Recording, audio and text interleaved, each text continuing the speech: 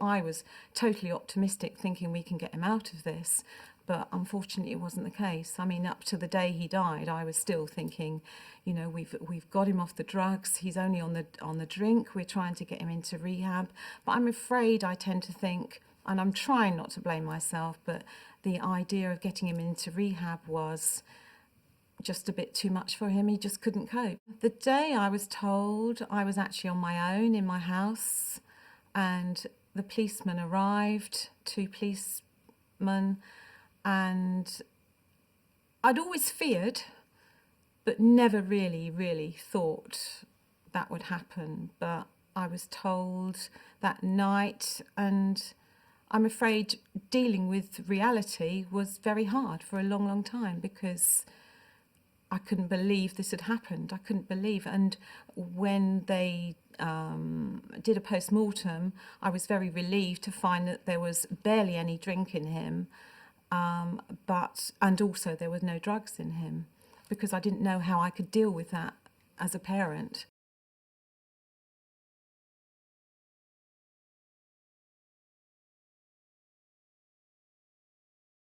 I think it was just such a complex emotional journey. You know, there was a complex processing of emotions, of everything from feeling, you know, guilty and what could I have done and could I have done anything to prevent it, fear for the children and what the future might hold. You know, all kinds of emotions go through your mind during something like that. I think it was for all of us that sense that we weren't enough. You know, and I think particularly for the children, that they weren't enough for him to stay alive for, which is a horrible feeling. And also, I know, because, I mean, Finley's talked about how he felt guilty, like whether he could have done anything. And I've heard that from other people as well around Ken. Anyone involved in their lives tends to ask themselves that question, what could I have done to have prevented it?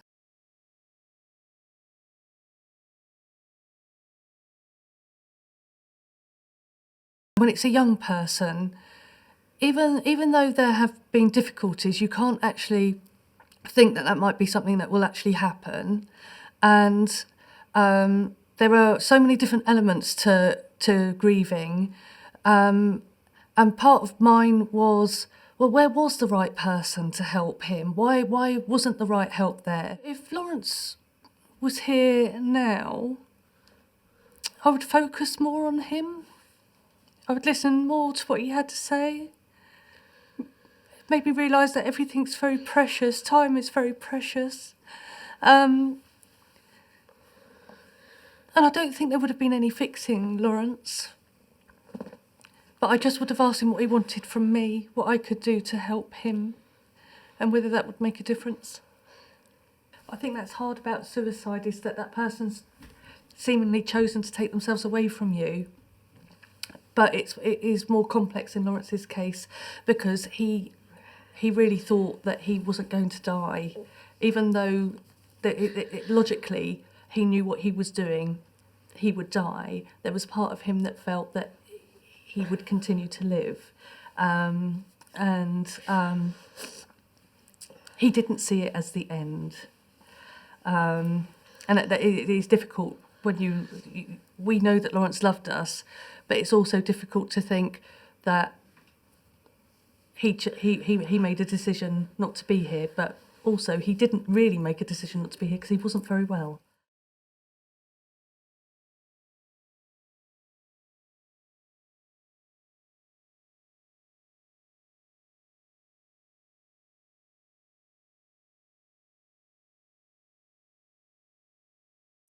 Finley became quite fixated about how, you know, whether it had hurt and all those kind of questions.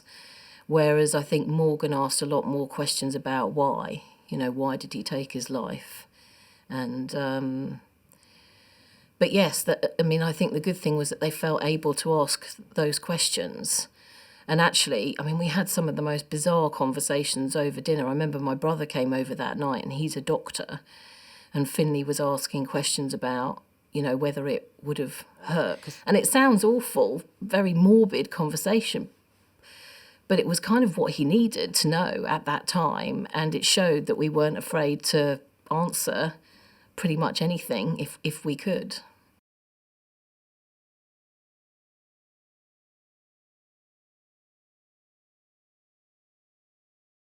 It was a big shock, but it wasn't a surprise, if that makes any sense. And actually quite a lot of people who knew him said the same.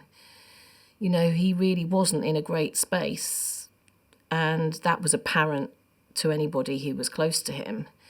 And I don't think anyone really knew what to do or how to help him. I think when someone dies very suddenly, as someone does in suicide, it sort of pulls the rug out from under their world and they feel very out of control. So I think what I've learned is that anything you can do to help them feel like they've got some control over their life is really helpful.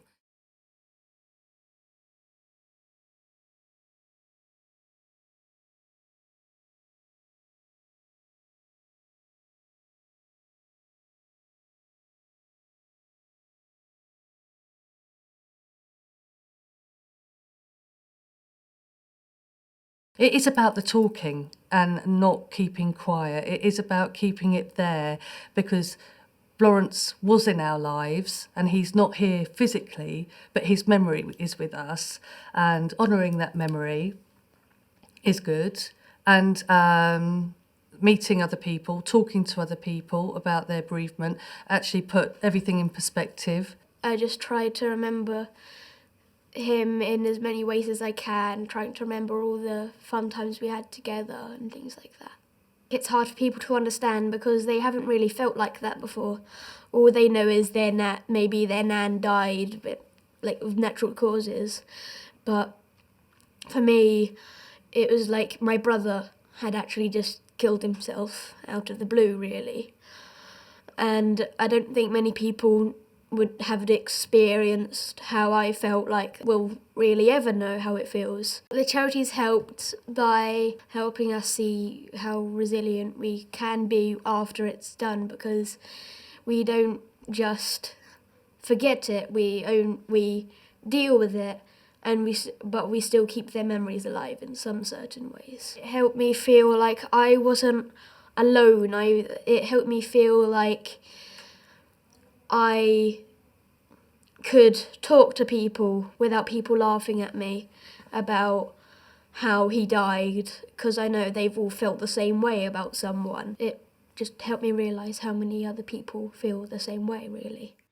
We talk about the fact that what happened to Ken has shaped us rather than deforming us. So it is part of our pasts, all our pasts, and it makes us who we are now.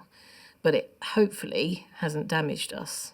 I've laughed about different times that we've had together, looked at lots of different photos. Focusing on the positive side of life is the best way that has helped me get forward. It is a very long tunnel, but you need to talk to people. You need to keep going out and chat with people. You know, don't bury your head in the sand and stay at home. I've had the most fantastic counsellor who has helped me come through this last 5.5 years. Going to the group sessions, which involved people in similar circumstances, it's made me bring up a lot of the things that were hidden inside me that I couldn't discuss with a lot of other people. You know, you're in a safe place to talk to those people that have dealt with the same thing.